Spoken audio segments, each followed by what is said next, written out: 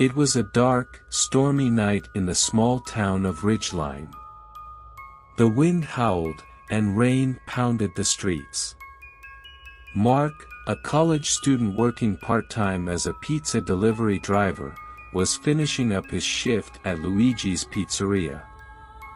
The orders had slowed down, and he was looking forward to heading home. Just as he was about to clock out, the phone rang. Luigi, the gruff but kind owner, answered. Luigi's Pizzeria, how can I help you? Mark saw Luigi's expression change from annoyance to curiosity as he scribbled down the order details.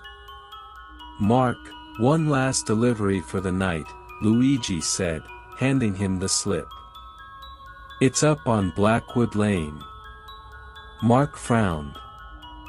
Blackwood Lane was on the outskirts of town, a long, winding road leading to an old, abandoned mansion. Are you sure? He asked. I thought that place was deserted. The caller insisted, Luigi replied with a shrug. And they tipped well. Mark sighed, grabbed the pizza, and headed out into the storm. Driving through the rain-soaked streets, Mark felt a growing sense of unease. Blackwood Lane was notorious for its dark history. Rumors of ghost sightings and mysterious disappearances had circulated for years. As he approached the mansion, the air grew colder, and the hairs on the back of his neck stood up. The mansion loomed ahead, its windows dark and lifeless. Mark parked his car and hesitated before getting out. He clutched the pizza box, walked up the creaking steps, and rang the doorbell. The sound echoed through the empty halls inside. To his surprise, the door slowly creaked open. Mark stepped inside, calling out, "Hello. Pizza delivery." No response. The foyer was dimly lit by a single flickering candle. Shadows danced on the walls, and the air was thick with dust and decay. Mark's heart raced as he ventured further inside, following the faint sound of whispering. He entered a grand hall, where the whispers grew louder. The room was filled with old, dusty furniture covered in white sheets.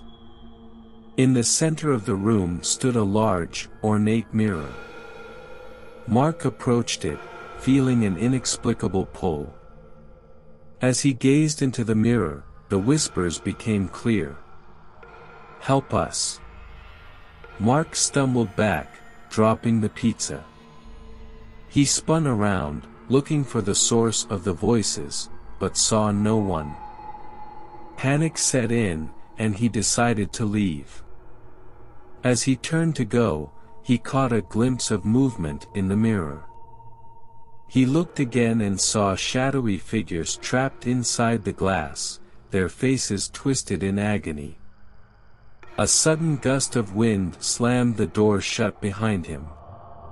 Mark was trapped. The figures in the mirror began to speak, their voices overlapping in a cacophony of desperation. "Free us, break the mirror." Mark's mind raced. Could it be true? Were these spirits trapped in the mirror? He looked around for something to break the glass with. His eyes fell on a heavy candlestick on the mantelpiece. Gathering his courage, he grabbed the candlestick and swung it at the mirror. The glass shattered, and a blinding light filled the room. The whispers turned to cries of relief, and the shadowy figures faded away, leaving only the sound of the rain outside. The door creaked open, and Mark wasted no time. He ran out of the mansion, jumped into his car, and sped away, not looking back. As he drove back to town, the storm began to clear, and a sense of calm washed over him. The next day, Mark returned to work, still shaken by the events of the previous night. He told Luigi what had happened, but the old man just chuckled. "Must have been one heck of a dream, kid," he said, patting Mark on the back. Mark wasn't so sure. He drove back to Blackwood Lane after his shift, curiosity getting the better of him. To his astonishment, the mansion was gone, replaced by an empty, overgrown lot. There was no sign it had ever existed. Mark never spoke of the incident again, but he knew what he had seen. The spirits of Blackwood Lane had been freed, and the haunted mansion had vanished, leaving only a mystery and a lesson. Sometimes, the past must be confronted to find peace. And somewhere, in the quiet corners of Ridgeline, the whispers of the freed spirits lingered, a testament to the bravery of a young pizza delivery driver who dared to break the mirror.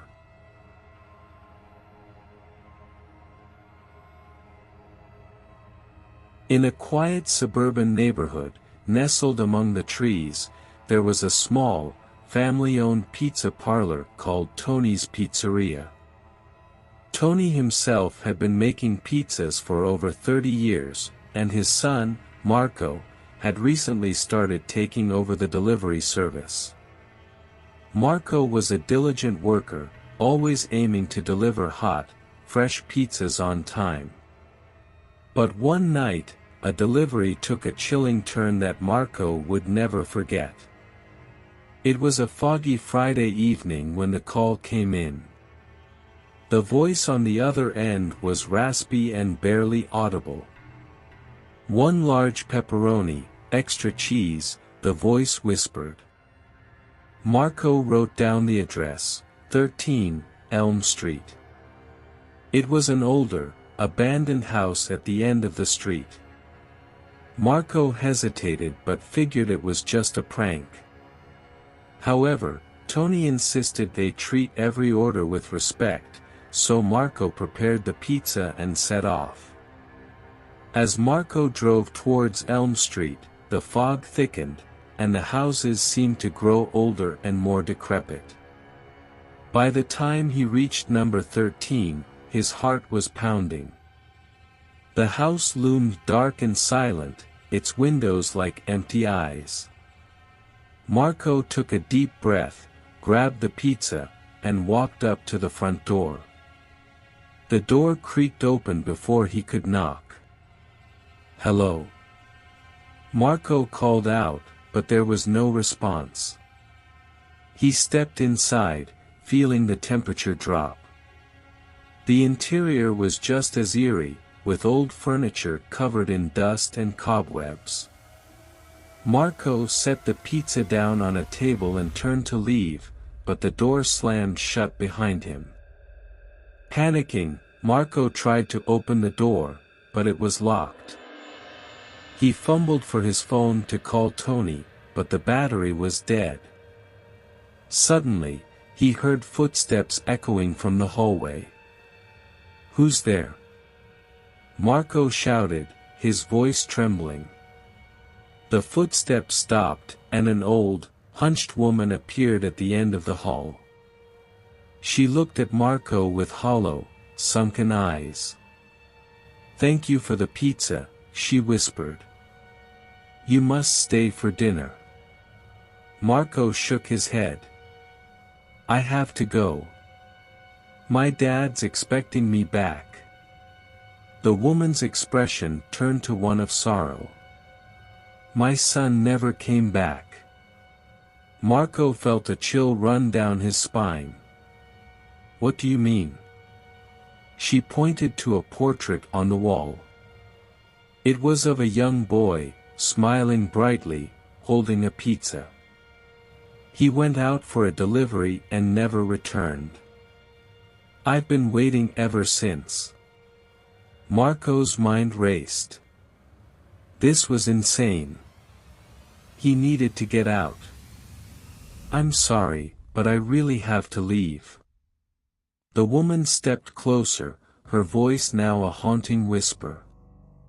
You can't leave. You're part of the house now. Marco backed away, stumbling into the living room.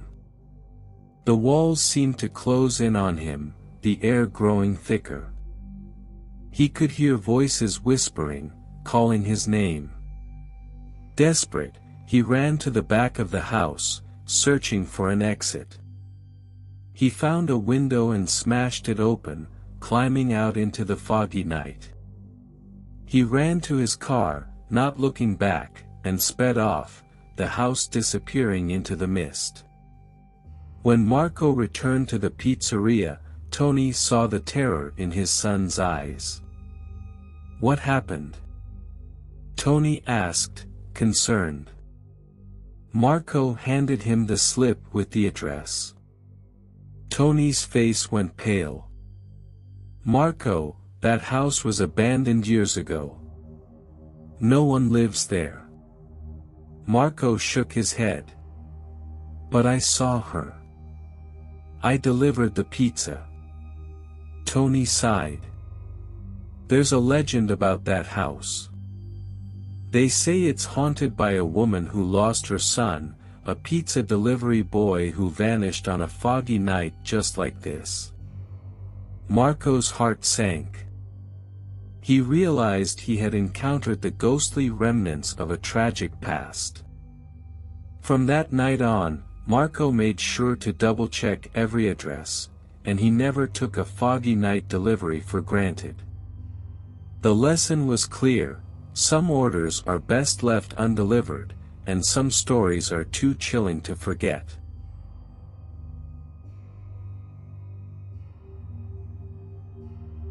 Eddie had been delivering pizzas for Benny's Pizzeria for over 5 years. The job was straightforward: take the pizza, find the address, deliver it, and get a tip. Easy enough, but on a quiet Thursday night, things took a turn that Eddie would never forget. The call came in just before closing. The voice on the other end was raspy and hurried, giving an address Eddie hadn't heard before. It was on the outskirts of town, near the old, abandoned mill. Eddie's heart sank, but he had to take it. Business was slow, and every tip counted. Eddie grabbed the pizza, got into his car, and began the drive. The streets grew darker and more desolate as he left the familiar parts of town. The streetlights disappeared, replaced by tall, looming trees that seemed to close in on him. His GPS showed the location as a red dot in the middle of nowhere. He finally reached the address, or what he thought was the address. It was a large, dilapidated house with broken windows and overgrown weeds. There was no sign of life, but a faint light flickered from one of the upstairs windows. Eddie hesitated but decided to knock on the door. The door creaked open with a sound that sent chills down Eddie's spine. "Hello. Pizza delivery," he called out, his voice echoing in the empty hallway. There was no response, only the sound of the wind whistling through the broken windows.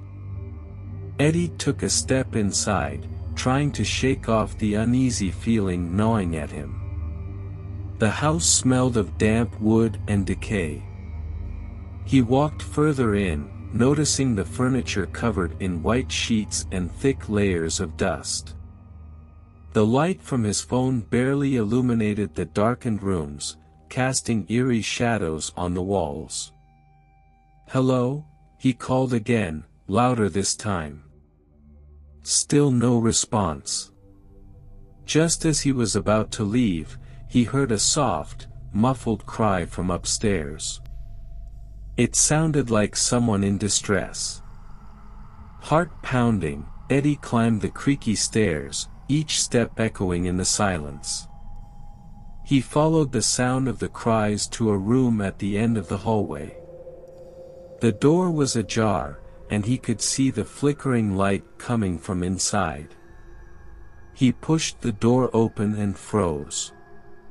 In the middle of the room was a young woman, tied to a chair, her mouth gagged with a piece of cloth. Her eyes widened in terror as she saw Eddie. Without thinking, Eddie rushed to her side and removed the gag. "What happened? Who did this to you?" he asked, his voice trembling. "We don't have time." "He'll be back any minute," she whispered urgently. "You need to untie me, now." Eddie fumbled with the knots, his hands shaking. As he worked, he heard a noise from downstairs, a door slamming shut. He worked faster, freeing the woman just as heavy footsteps began to climb the stairs. Eddie and the woman darted out of the room, looking for a place to hide. They found a closet and squeezed inside, holding their breaths. The footsteps grew louder, and Eddie's heart felt like it would burst out of his chest. The door to the room they had just left creaked open. "I know you're here," a deep, menacing voice said. "You can't hide from me." The woman clutched Eddie's arm, tears streaming down her face. They waited, the tension unbearable. After what felt like an eternity, the footsteps receded, and they heard the sound of a door closing downstairs. Eddie and the woman carefully emerged from the closet and made their way downstairs, praying the man wouldn't return. They reached the front door and ran to Eddie's car. Eddie fumbled with the keys, finally getting the door open, and they sped away from the house. They drove to the nearest police station, where the woman told her story. She had been kidnapped by a deranged man who had kept her prisoner for days. Eddie's unexpected arrival had saved her life. Eddie returned to work the next day, trying to shake off the events of the night before. He couldn't help but wonder what would have happened if he hadn't taken that last delivery. The police found the man and arrested him, and the woman was reunited with her family. Eddie never took another delivery to the outskirts of town. The memory of that night stayed with him, a constant reminder of how a routine pizza delivery had turned into a life-and-death situation. And as he drove through the familiar streets, he couldn't help but glance over his shoulder, making sure the shadows stayed where they belonged.